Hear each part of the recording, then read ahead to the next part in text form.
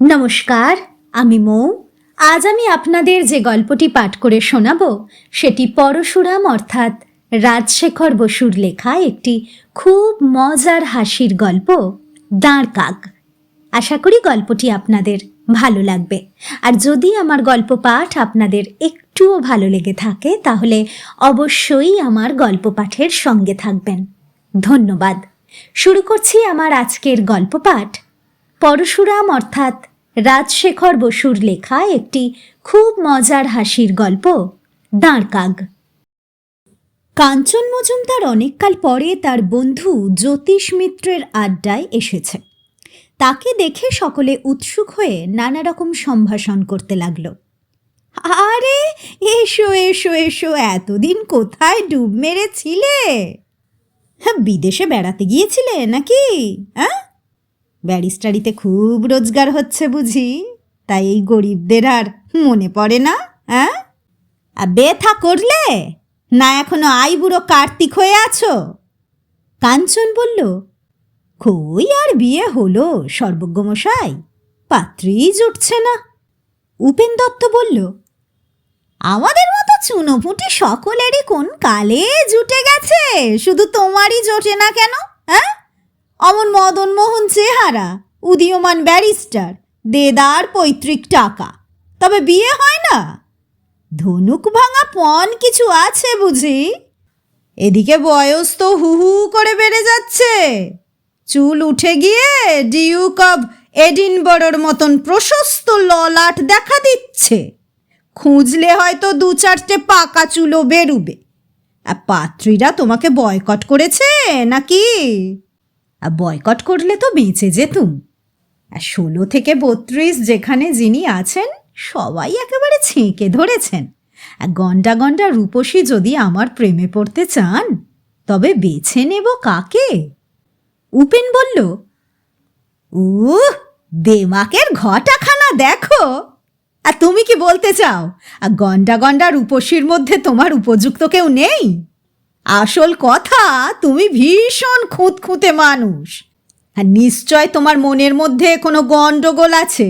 নিজেকে অদ্বিতীয় রূপবান গুণনিধি মনে করো, তাই পছন্দ মতো মেয়ে কিছুতেই খুঁজে পাও না। হয়তো মেয়েরাই তোমার কথা শুনে ভড়কে যায়। মিছিমিছি আমার দোষ দিও না উপেন। বিয়ের জন্যে আমি সত্যিই চেষ্টা করছি, কিন্তু যাকে তাকে তো চিরকালের সঙ্গিনী করতে পারি না। হঠাৎ প্রেমে পড়ার লোক আমি নই। আমার একটা আদর্শ, একটা মিনিমাম স্ট্যান্ডার্ড আছে। রূপ অবশ্যই চাই, কিন্তু বিদ্যা বুদ্ধি কালচারও বাদ দিতে পারি না। সুশিক্ষিত অথচ শান্ত নম্র মেয়ে হবে। বিলাসিনী উড়নচণ্ডী বা উগ্রচণ্ডা খান্ডারণী হলে চলবে না। একটু আদ্রু নাচুক তাতে আপত্তি নেই, কিন্তু হরদম নাচিয়ে মেয়ে আমার পছন্দ নয়। মনের মতন স্ত্রী আবিষ্কার করা কি সোজা কথা? এ পর্যন্ত তো খুঁজে পাইনি। পাবার কোনো আশা আছে কি? তা আছে, সেই জন্যই তো জ্যোতিষের কাছে এসেছি।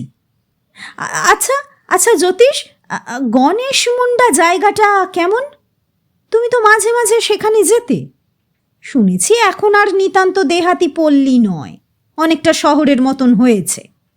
জ্যোতিষ বলল, তোমার নির্বাচিতা প্রিয়া ওখানেই আছেন নাকি? নির্বাচন এখনো করিনি। শম্পা সেন ওখানকার নতুন গার্লস স্কুলের নতুন হেডমিস্ট্রেস। মাস 4-5 আগে নিউ আলিপুরে আমার ভাগ্নির বিয়ের প্রীতিভোজে একটু পরিচয় হয়েছিল।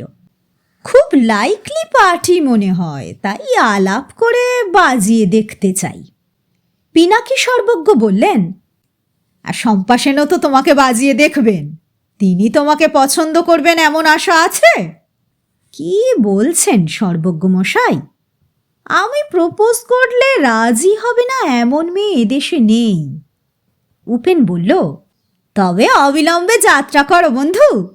তোমার পদার্পণে তুচ্ছ গণেশ মুন্ডা ধন্য হবে। গিয়ে হয়তো দেখবে তোমাকে পাবার জন্যে শম্পা দেবী পার্বতীর মতন কৃচ্ছ সাধনা করছেন। ঠাট্টা রাখো, কাজের কথা হোক। ওখানে শুনেছি হোটেল নেই, ডাক বাংলাও নেই। জ্যোতিষ, তুমি নিশ্চয় ওখানকার খবর রাখো, একটা বাসা জোগাড় করে দিতে পারো। জ্যোতিষ বলল, তা বোধহয় পারি, তবে তোমার পছন্দ হবে কিনা জানি না। আমার দূর সম্পর্কের এক খুড়শাশুড়ি তাঁর মেয়েকে নিয়ে ওখানে থাকেন। মেয়ে কি একটা সরকারি নারী উদ্যোগশালা না সর্বাত্মক শিল্পাশ্রমের ইনচার্জ। নিজের বাড়ি আছে, মা আর মেয়ে দোতলায় থাকেন। একতলাটা যদি খালি থাকে তো তোমাকে ভাড়া দিতে পারেন। তবে আজই একটা প্রিপেড টেলিগ্রাম করো, আমি 3-4 দিনের মধ্যেই যেতে চাই। একটা চাকর সঙ্গে নেব, সেই রান্না আর সব কাজ করবে। উত্তর এলেই আমাকে টেলিফোনে জানিও। আচ্ছা সর্বজ্ঞ মশাই, আজ উঠলাম, যাবার আগে আবার দেখা করব। উপেন বলল, আর তার জন্যে ব্যস্ত হইও না, তবে ফিরে এসে অবশ্যই ফলাফল জানিও। আমরা উদ্গ্রীব হয়ে রইলুম, কিন্তু শুধু হাতে যদি এসো তো দুও দেব। কাঞ্চন মজুমদার চলে যাবার পর পিনাকি সর্বজ্ঞ বললেন, ওর মতন দাম্ভিক লোকের বিয়ে কোনো কালে হবে না, হলেও ভেঙে যাবে। কাঞ্চনের ওই জোড়া ভুরু সুলক্ষণ নয়। বিষবৃক্ষের হীরা, চোখের বালির বিনোদ বৌঠান, ঘরে বাইরের সন্দীপ, গৃহদাহর সুরেশ, সব জোড়া ভুরু। তারা কেউ সংসারী হতে পারেনি। হ্যাঁ। উপেন বলল, সন্দীপ আর সুরেশের জোড়া ভুরু কোথায় পেলেন? বই খুঁজলেই পাবে, না যদি পাও তো ধরে নিতে হবে। আর শম্পা সেনের যদি বুদ্ধি থাকে তবে নিশ্চয় কাঞ্চনকে হাঁকিয়ে দেবে। হ্যাঁ।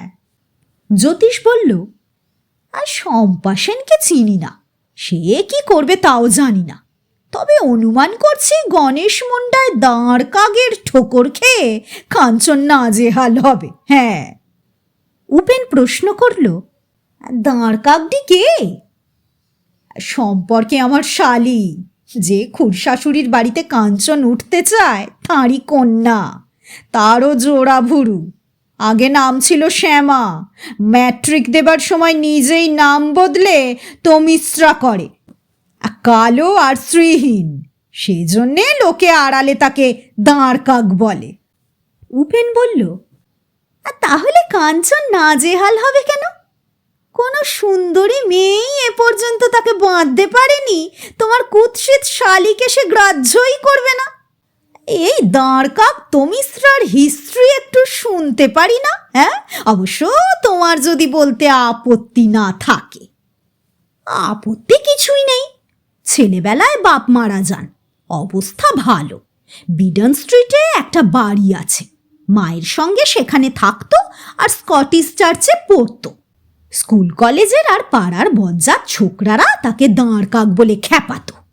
কেউ কেউ আবার তাকে সংস্কৃত ভাষায় বলতো দণ্ডবায়স হুস।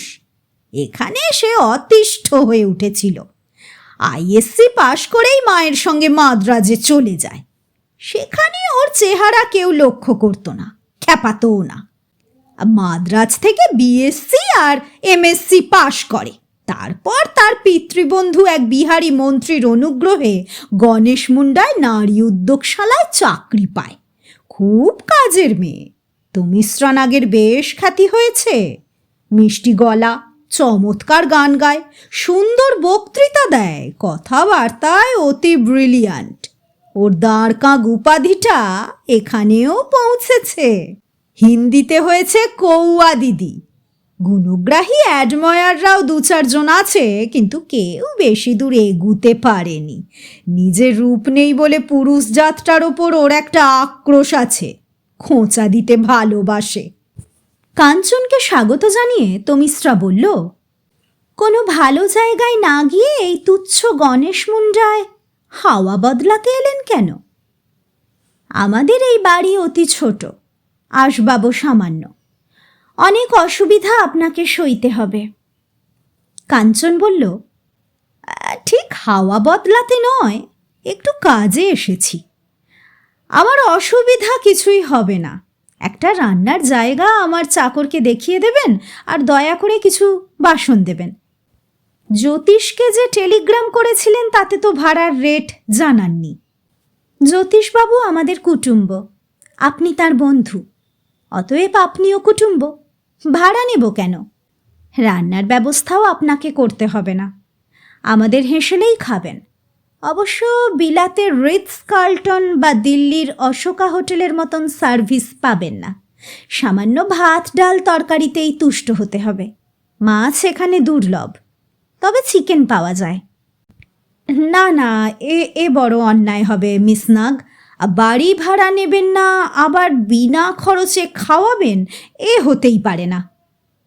তমিশ্রা স্মিত মুখে বলল, ও, বিনামূল্যে অতিথি হলে আপনার মর্যাদার হানি হবে? বেশ তো, থাকা আর খাওয়ার জন্য রোজ 3 টাকা দেবেন। 3 টাকায় থাকা আর খাওয়ার খরচ কুলোয় না, আমার চাকরও তো আছে। আচ্ছা আচ্ছা, 5, 7, 10, যাতে আপনার সংকোচ দূর হয় তাই দেবেন। টাকা খরচ করে যদি তৃপ্তি পান তাতে আমি বাধা দেব কেন বলুন? দেখুন, আমার মায়ের কোমরের ব্যথাটা বেড়েছে, নিচে নামতে পারবেন না। আপনি চা খেয়ে বিশ্রাম করে একবার ওপরে গিয়ে তার সঙ্গে দেখা করবেন, কেমন? অবশ্যই করব। আচ্ছা, আপনাদের এই গণেশ মুন্ডায় দেখবার জিনিস কি কি আছে? লালকেল্লা নেই, তাজমহল নেই, কাঞ্চনজঙ্ঘাও নেই। মাইল 1.5 দূরে একটা ঝর্ণা আছে, ঝম্পাঝোড়া। কাছাকাছি একটা পাহাড় আছে। 50 বছর আগে বিপ্লবীরা সেখানে বোমার ট্রায়াল দিত। তাদের দলের একটি ছেলে তাতেই মারা যায়। তার কঙ্কাল নাকি এখনো একটা গভীর খাদের নিচে দেখা যায়। ওই যে ওই মাঠ দেখছেন, ওখানে প্রতি সোমবারে একটা হাট বসে। তাতে ময়ূর, হরিণ, ভালুকের বাচ্চা থেকে মধু, মোম, ধামা, চুবড়ি সব কিনতে পাবেন। আর আপনার নিজের কীর্তি, মহিলা উদ্যোগশালা নাকি, তাও তো দেখতে হবে। গাড়িটা আনতে পারিনি, হেঁটেই সব দেখব। আপনি সঙ্গে থেকে দেখাবেন তো? দেখাবো বই কি, আপনার মতন সম্ভ্রান্ত পর্যটক এখানে কজন আসে? বিকালবেলায় আমার সুবিধে, সকালে দুপুরে কাজ থাকে। যেদিন বলবেন সঙ্গে যাব। 3 রকম লোক ডায়েরি লেখে, কর্মবীর, ভাবুক আর হামবরা। কাঞ্চনেরও সে অভ্যাস আছে। রাত্রে শোবার আগে সে ডায়েরিতে লিখল, পুয়ার তমিশ্রা নাগ, তোমার জন্য আমি রিয়েলি সরি। যেরকম সতৃষ্ণ নয়নে আমাকে দেখছিলে তাতে বুঝেছি তুমি সরাহত হয়েছ। কথাবার্তায় মনে হয় তুমি অসাধারণ বুদ্ধিমতী। দেখতে বিশ্রী হলেও তোমার একটা চার্ম আছে, তা অস্বীকার করতে পারি না। কিন্তু আমার কাছে তোমার কোনো চান্সই নেই। এই সোজা কথাটা তোমার অবিলম্বে বোঝা দরকার, নয়তো বৃথা কষ্ট পাবে। কালই আমি তোমাকে ইঙ্গিতে জানিয়ে দেব। পরদিন সকালে কাঞ্চন বলল, আপনাকে এখনই বুঝি কাজে যেতে হবে? আর যদি সুবিধা হয় তো বিকেলে আমার সঙ্গে বেরুবেন। এখন আমি একটু একাই ঘুরে আসি। আচ্ছা, শম্পা সেনকে চেনেন? গার্লস স্কুলের হেডমিস্ট্রেস। তমিশ্রা বলল, খুব চিনি, চমৎকার মেয়ে। আপনার সঙ্গে আলাপ আছে? কিছু আছে, যখন এসেছি তখন একবার দেখা করে আসা যাক। বেশ সুন্দরী নয়? আর চার্মিং। শুনেছি এখনো হার্ট হোল আছে, জড়িয়ে পড়েনি। হ্যাঁ, রূপে গুণে খাসা মেয়ে। ভালো করে আলাপ করে ফেলুন, ঠকবেন না। স্কুলের কাছেই একটা ছোট বাড়িতে শম্পা বাস করে। কাঞ্চন সেখানে গিয়ে তাকে বলল, গুড মর্নিং মিস সেন, চিনতে পারেন? আমি কাঞ্চন মজুমদার। সেই যে নিউ আলিপুরে আমার ভগ্নিপতি রাঘব দত্তর বাড়িতে আপনার সঙ্গে আলাপ হয়েছিল, মনে আছে তো? শম্পা বলল, মনে আছে বই কি। আপনি হঠাৎ এদেশে এলেন যে? এখন তো চেঞ্জের সময় নয়। এখানে একটু দরকারে এসেছি, ভাবলুম যখন এসে পড়েছি তখন আপনার সঙ্গে দেখা না করাটা অন্যায় হবে। মনে আছে সেদিন আমাদের তর্ক হচ্ছিল, গেটে বড় না রবীন্দ্রনাথ বড়? আমি বলেছিলুম গেটের কাছে রবীন্দ্রনাথ দাঁড়াতে পারেন না, আপনি তা মানেননি। ডিনারের ঘণ্টা পড়ায় আমাদের তর্ক সেদিন শেষ হয়নি। এখানে তার জের টানতে চান নাকি? তর্ক আমি ভালোবাসি না। আপনার বিশ্বাস আপনার থাকুক, আমারটা আমার থাকুক। তাতে গেটে কি রবীন্দ্রনাথের ক্ষতি বৃদ্ধি হবে না। আচ্ছা, তর্ক থাকুক। আমি এখানে নতুন এসেছি, দ্রষ্টব্য যা আছে সব দেখতে চাই। আপনি আমার গাইড হবেন? এখানে দেখবার বিশেষ কিছু নেই। আপনি উঠেছেন কোথায়? আর তমিশ্রা নাগকে চেনেন? তাঁদেরই বাড়িতে আছি। তমিশ্রাকে খুব চিনি, সেই তো আপনাকে দেখাতে পারবে। আমার চাইতে ঢের বেশি দিন এখানে বাস করছে, সব খবরও রাখে। আমার সময়ও কম, আর বেলা 10টার সময় স্কুলে যেতে হয়। সকালে ঘণ্টাখানিক সময় হবে না? আচ্ছা, চেষ্টা করব, কিন্তু সব দিন আপনার সঙ্গে যেতে পারবো না। কাল সকালে আসতে পারেন। আরও কিছুক্ষণ থেকে কাঞ্চন চলে গেল। দুপুরবেলা ডায়েরিতে লিখল, মিস শম্পা সেন। তোমাকে ঠিক বুঝতে পারছি না। এখানে আসবার আগে ভালো করেই খোঁজ নিয়েছিলুম। সবাই বলেছে এখনও তুমি কারো সঙ্গে প্রেমে পড়নি। আমি এখানে এসে দেরি না করে তোমার কাছে গিয়েছি। এতে তোমার খুব ফ্লাটার্ড আর রীতিমতো উৎফুল্ল হবার কথা। তুমি সুন্দরী, বিদুষীও বটে, কিন্তু আমার চাইতে তোমার মূল্য ঢের কম। রূপে গুণে বিত্তে আমার মতন পাত্র তুমি কটা পাবে? মনে হচ্ছে তুমি একটু অহংকেরে। মানুষ চেনবার শক্তিও তোমার কম। কাঞ্চন প্রায় প্রতিদিন সকালে শম্পার সঙ্গে আর বিকালে তমিশ্রার সঙ্গে বেড়াতে লাগল। গণেশ মুন্ডায় একটি মাত্র বড় রাস্তা, তারই ওপর তমিশ্রাদের বাড়ি। একটু এগিয়ে গেলেই গোটাকতক দোকান পড়ে। তার মধ্যে বড় হচ্ছে রামসেবক পাড়ের মুদিখানা আর কহেলিরাম বজাজের কাপড়ের দোকান। এইসব দোকানের সামনে দিয়েই কাঞ্চন আর তার সঙ্গিনী শম্পা বা তমিশ্রার যাতায়াতের পথ। দোকানদাররা খুব নিরীক্ষণ করে ওদের দেখে। একদিন বেরিয়ে ফেরবার সময় তমিশ্রা রামসেবকের দোকানে এসে বলল, পারে যে এই ফর্দটা নাও, সব জিনিস কাল পাঠিয়ে দিও, চিনিতে যেন পিঁপড়ে না থাকে। রামসেবক বলল, আপনি কিছু ভাববেন না দিদিমণি, সব খাঁটি মাল দিব। এই বাবু সাহেবকে তো চিনছি না, আপনাদের মেহমান। হ্যাঁ, ইনি এখানে বেড়াতে এসেছেন। রাম রাম বাবুজি, রাম রাম। আমার কাছে সব ভালো ভালো জিনিস পাবেন। মহিন বাসমতি চাউল, খাঁটি ঘিউ, পোলাওয়ের সব মশালা, কাশ্মীরি জাফরান, পিস্তা, বাদাম, কিশমিশ, অ্যাসেটিলিন বাত্তি ভি আমি রাখি। কাঞ্চন বলল, ওসবের দরকার আমার নেই। না হুজুর, ভোজের দরকার তো হতে পারে, তখন আমার বাত ইয়াদ রাখবেন। দোকান থেকে বেরিয়ে কাঞ্চন বলল, লোকটা আমাকে ভোজন বিলাসী ঠাউরেছে। তমিশ্রা হেসে বলল, তা নয়, ডিকেন্সের সারা গ্যাম্পকে মনে আছে? তার পেশা ধাইগিরি আর রোগী আগলানো। সদ্য বিবাহিত বরকনে গির্জা থেকে বেরুচ্ছে দেখলেই সারা গ্যাম্প তাদের হাতে নিজের একটা কার্ড দিত। তার মানে প্রসবের সময় আমাকে খবর দেবেন। গণেশ মুন্ডার দোকানদাররাও সেই রকম। কুমারী মেয়ে কোনো জোয়ান পুরুষের সঙ্গে বেড়াচ্ছে দেখলেই মনে করে বিবাহ আসন্ন, তাই নিজের আর্জি আগে থাকতেই জানিয়ে রাখে। এদের আক্কেল কিছুমাত্র নেই। আমার সঙ্গে আপনাকে দেখে অমন ভুল বোঝা ওদের উচিত হয়নি, তাই না?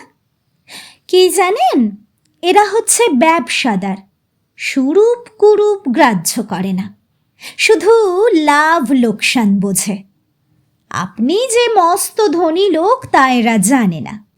ভেবেছে আমার মায়ের বাড়ি আছে, অন্য সম্পত্তিও আছে, আমি একমাত্র সন্তান, রোজগারও করি, অতএব বিশ্রী হলেও আমি সুপাত্রী। এরা অতি অসভ্য, এদের ভুল ভেঙে দেওয়া দরকার। আপনি শম্পাকে নিয়ে ওদের দোকানে গেলেই ভুল ভাঙবে। পরদিন সকালে শম্পার সঙ্গে যেতে যেতে কাঞ্চন বলল, আমার এক জোড়া সক্স দরকার। শম্পা বলল, চলুন কহেলিরামের দোকানে। কহেলিরাম সসম্ভ্রমে বলল, নমস্তে বাবু সাহেব, আসেন আসেন আসেন সেনমিসি বাবা। মোজা চাহি, নাইলন, সিল্ক, পশমি, সুতি। কাঞ্চন বলল, 10 ইঞ্চ গ্রে উলুন একজোড়া দাও। মোজা দিয়ে কহেলিরাম বলল, যা দরকার হবে সব এখানে পাবেন হুজুর। হাওয়াই বুশ শার্ট আছে, লিবার্টি আছে, ট্রাউজার ভি আছে, হ্যাঁ, আর জর্জেট ভয়েল নাইলন শাড়ি আছে, बनारसी ভি আমি রাখি, ভেলভেট শার্টিন কিংখাব ভি, হ্যাঁ, ভালো ভালো বিলাতি এসেন্স ভি রাখি। আর দেখবেন হুজুর, আর দেখবেন। দোকান থেকে বেরিয়ে কাঞ্চন সহাস্যে বলল,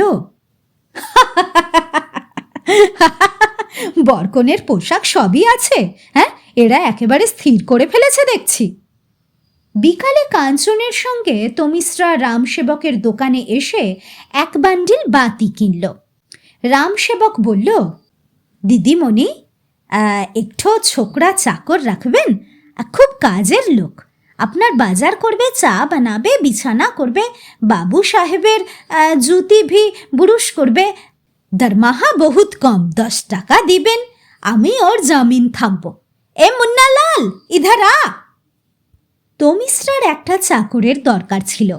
মুন্নালালকে পেয়ে বেশ খুশি হলো। বয়স আন্দাজ 16, খুব চালাক আর কাজের লোক। রাত্রে কাঞ্চন তার ডায়েরিতে লিখল, আর শম্পা, তোমার কি উচ্চাসা নেই? নিজের ভালো মন্দ বোঝবার শক্তি নেই? আমাকে তো কদিন ধরে দেখলে, কিন্তু তোমার তরফ থেকে কোনো সাড়া পাচ্ছি না কেন? তমিশ্রা তো আমাকে খুশি করবার জন্যে উঠে পড়ে লেগেছে। যাই হোক, আর 2 দিন দেখে তোমার সঙ্গে একটা বোঝাপড়া করব। 3 দিন পরে বিকালে তমিশ্রা চায়ের ট্রে আনলো দেখে কাঞ্চন বলল, আপনি আনলেন কেন? মুন্নালাল কোথায়? তমিশ্রা সহাস্যে বলল, সে শম্পার বাড়ি বদলি হয়েছে। আপনিই তাকে পাঠিয়েছেন? আমি নই, তার আসল মনিব রামসেবক পাঁড়ে, সেই মুন্নাকে ট্রান্সফার করেছে। এখানে তাকে রেখে আর লাভ নেই। কিছুই বুঝলুম না। আপনি একেবারে চক্ষুকর্ণহীন। শম্পা, আমি আর আপনি, এই 3 জনকে নিয়ে গণেশ মুন্ডার বাজারে কি তুমুল কাণ্ড হচ্ছে তার কোনো খবরই রাখেন না। শুনুন, মুন্নালাল হচ্ছে রামসেবকের স্পাই, গুপ্তচর। ওর ডিউটি ছিল আপনার আর আমার প্রেম কতটা অগ্রসর হচ্ছে তার দৈনিক রিপোর্ট দেওয়া। যখন সে জানল যে কুছ ভি নেহি, নাথিং ডুইং, তখন তার মনিব তাকে শম্পার বাড়ি পাঠালো, শম্পা আর আপনার ওপর নজর রাখবার জন্যে। কিন্তু তাতে ওদের লাভ কি? আপনি হচ্ছেন রেসের গোল পোস্ট, শম্পা আর আমি 2 ঘোড়া। কে আপনাকে দখল করে তাই নিয়ে বাজি চলছে। রামসেবক বুকমেকার হয়েছে। প্রথম কদিন আমারই দর বেশি ছিল, 3-1 কৌয়াদি। কিন্তু কাল থেকে শম্পা এগিয়ে চলেছে, 5-1 সেন মিসি বাবা। আমার এখন কোনো দরই নেই। এখানকার লোকেরা একেবারে হার্টলেস, মানুষের হৃদয় নিয়ে জুয়া খেলে। না, চটপটের প্রতিকার করা দরকার। সে তো আপনারই হাতে। কালই শম্পার কাছে আপনার হৃদয় উদ্ঘাটন করুন আর তাকে নিয়ে কলকাতায় চলে যান। পরদিন সকালবেলা শম্পা বলল, আজ আর বেড়াতে পারবো না, শুধু কহেলিরামের দোকানে একবার যাব। কাঞ্চন বলল, বেশ তো, চলুন না, সেখানেই যাওয়া যাক। শম্পার উপর কহেলিরাম অনেক টাকার বাজি ধরেছিল। দুজনকে দেখে মহা সমাদরে বলল, আসেন বাবু সাহেব, আসেন আসেন আসেন আসেন, সেন মিসি বাবা, আসেন। হুকুম করুন, কি দিব? শম্পা বলল, একটা তাঞ্জোর শাড়ি চাই, কিন্তু দাম বেশি হলে চলবে না, 20 টাকার মধ্যে। আরে দামের কথা ছড়িয়ে দেন, আপনার কাছে আবার দাম? এই দেখুন, আচ্ছা জড়ি পার 35 টাকা।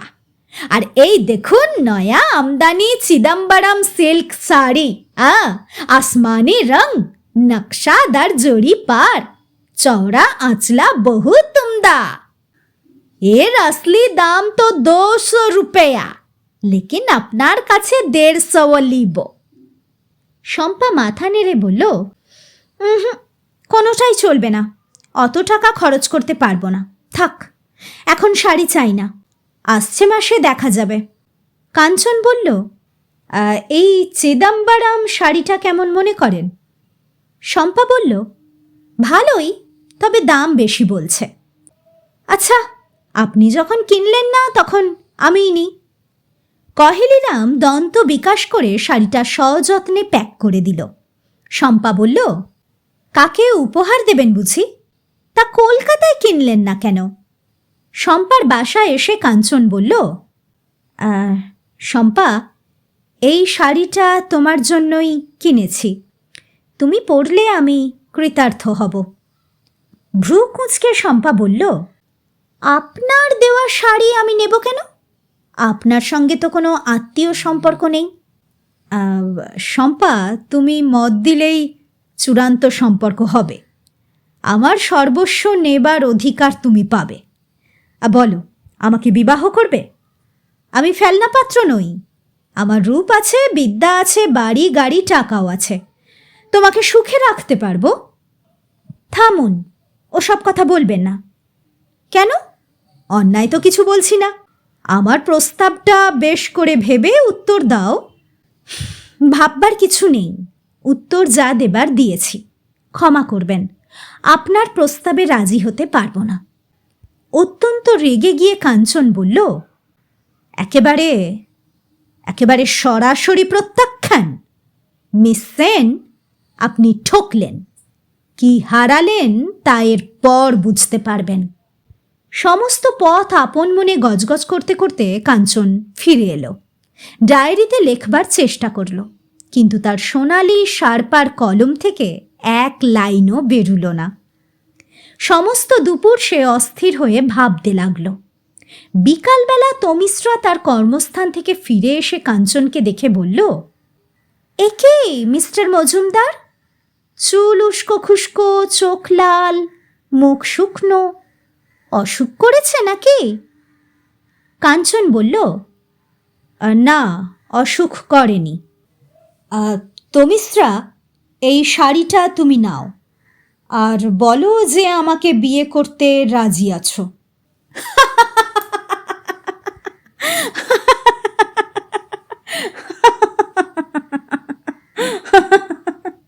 তমিশ্রা খলখল করে হাসল, যেন শূন্য বালতির ওপর কেউ কল খুলে দিল। তারপর বলল, এই ফিকে নীল শাড়িটা নিশ্চয়ই আমার জন্যে কেনেননি, শম্পাকে দিতে গিয়েছিলেন, সে হাঁকিয়ে দিয়েছে, তাই আমাকে দিচ্ছেন। মাথা ঠান্ডা করুন, রাগের মাথায় বোকামি করবেন না। তমিশ্রা, আমি আমি কলকাতায় ফিরে গিয়ে মুখ দেখাবো কি করে? বন্ধুদের কি বলবো? তারা যে সবাই দুও দেবে। তুমি আমাকে বাঁচাও, বিয়েতে মত দাও। আমি যেন সবাইকে বলতে পারি রূপ আমি গ্রাহ্য করি না, শুধু গুণ দেখেই বিয়ে করেছি। আপনি যদি অন্ধ হতেন তাহলে না হয় রাজি হতুম, কিন্তু চোখ থাকতে কতদিন দাঁড় কাগ্যে সইতে পারবেন? শম্পা আর আমি ছাড়া কি মেয়ে নেই? যা বলছি শুনুন, কাল সকালে ট্রেনে কলকাতায় ফিরে যান। আপনি হিসেবি লোক, প্রেমে পড়ে বিয়ে করা আপনার কাজ নয়। সেকেলে পদ্ধতি আপনার পক্ষে ভালো। ঘটক লাগিয়ে পাত্রী স্থির করুন, বেশি যাচাই করবেন না। তবে একটু বোকাশোকা মেয়ে হলেই ভালো হয়, অন্তত আপনার চাইতে একটু বেশি বোকা। তবেই আপনাকে বরদাস্ত করা তার পক্ষে সহজ হবে।